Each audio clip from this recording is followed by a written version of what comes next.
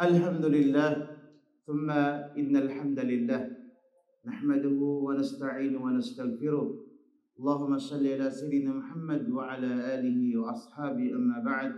Assalamualaikum warahmatullahi wabarakatuh. Mga kapatid sa Islam, may isang lalaki na handa niya binuwis niya ang kanyang buhay hanggang siya ay nilabasan ng dugo, naalisan ng ngipin, nagdigmaan, lumaban, para lamang sa umma na ito. Yun ang propeta sallallahu alaihi wasallam. At hanggang siya ay umiyak at kanyang namimiss ang umma na ito. Dahil ang umma na ito ay kanyang labis na minamahal. At pinagmamalaki niya ito sa kanyang mga sahabat.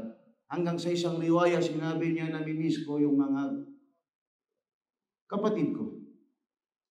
Sabi ng mga sahaba, hindi ba kami ang mga kapatid mo, ya Rasulullah? Sumagot ang propeta sallallahu alaihi wasallam, kayo ay aking mga sahaba, kasama ko.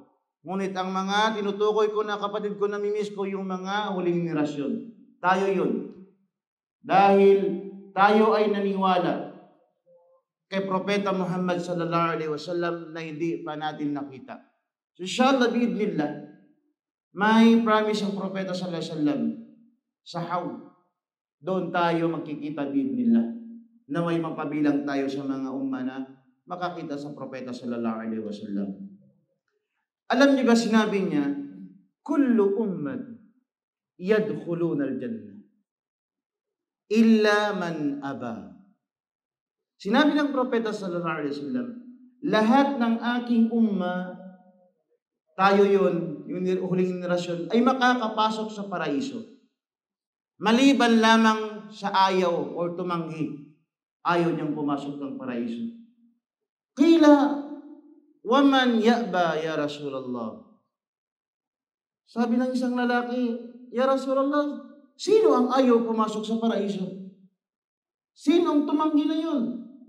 Sinagot ng propeta sallallahu alaihi wasallam, qal man ata'ani dakhala al-jannah wa man asani faqad aba.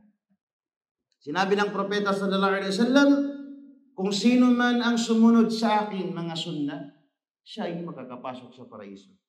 At kung sino man ang tumanggi sa lahat ng aking sunnah o pinag-uutos, siya yung taong ayaw pumasok sa paraiso.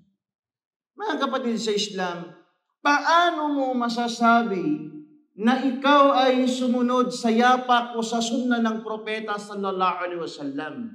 Kahit sa pagdua, pagpasok sa siyar, hindi mo alam. Kahit yung babasahin sa pagkain, hindi mo alam.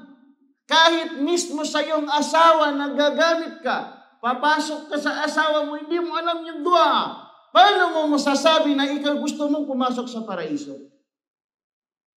Yung sabi ng propeta sallallahu alaihi wasallam, sundin mo ang kanyang mga sunnah. Dahil ang pagmamahal at pagsunod sa sunnah ng propeta sallallahu alaihi wasallam, makakamit natin ang pagmamahal at kapatawaran ng Allah. Kul in kuntum tuhibbuna Allah fattabi'uni yuhibbukum Allah wa yaghfir lakum dhunubakum. Ila akhir al-ayah. Sinabi ng dakilang Allah, sabihin mo sa kanila, O Muhammad, kung sabi nila ay mahal nila ang Allah, na dapat sundin nila ang iyong mga sunnah. Fattabi'uni. Sabi ng propeta sallallahu alaihi wasallam, sundin niyo ang lahat ng aking mga sunnah. Ang gawain ng propeta sallallahu alaihi wasallam, pag ginawa natin, yuhibbukum Allah wa yaghfir lakum dhunubakum. Pag ginawa natin sumunod sa yapak ng propeta sallallahu alaihi wasallam, sa sunnah ng propeta sallallahu alaihi wasallam, mamahalin tayong magkakamit natin ng habag ng Allah subhanahu wa ta'ala at ang kapatawaran ng dakilang Allah subhanahu wa ta'ala.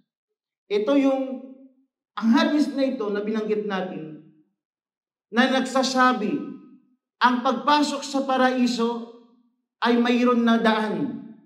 Nagawa na yung daan patungo sa paraiso. Yun ang daan ng propeta sallallahu alaihi wasallam. Kung sino man ang hahanap pa ng ibang daan, wallah, hindi siya makakatungo sa kanyang patutunguhan niya yung paraiso. Yung pangarap niyang paraiso, hindi niya makakamit.